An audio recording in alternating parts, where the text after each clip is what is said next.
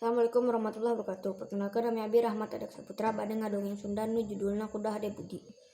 Dina hiji poe aya maung geus mah kolot ketambah gering. Ngalungcar handap tangkal kai bari kegerungan. Satu-satu nu kungsi benang kanyeri ti manehna ngariung ngalumpul. Di hareupeun maung nu keur gegerungan teh. Cek munding. Asya make gegerungan rek nyambat ka saha? Moal aya nu nyaaheun ka sia mah satu jahat. Muni ngomongna kitu bari ngagadil ka maung nu keur gegerungan teh. Nempo kalakuan muni kitu sakabeh sato nu harita aya di dinya sadari akeuy-akeuyan. Kabeh sato nu aya di dinya ngahareurean maung nu keur sakarat. Kajaba sakadang kuda nempo sato-sato sejen sakagelumbira. Narbo sato-sato sejen nu galumbira mah manehna mah ukur gogodeg cek domba. Kunaon sakadang kuda bet gogodeg gitu.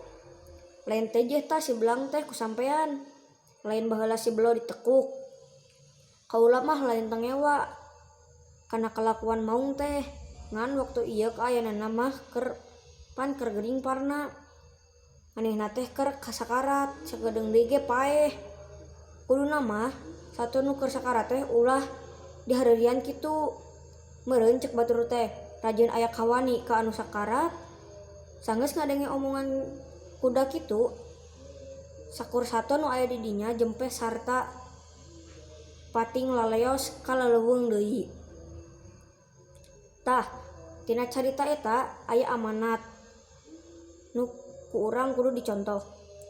Nyaeta jadi jalma ulah sok nganyeri ka batur jiga sakadang maung.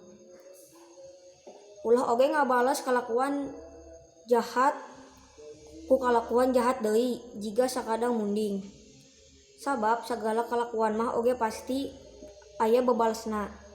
Jeung ulah ngaukur wani kanu lemah hungkul. Sakitu ti kuring. Semoga bermanfaat. Assalamualaikum warahmatullahi wabarakatuh.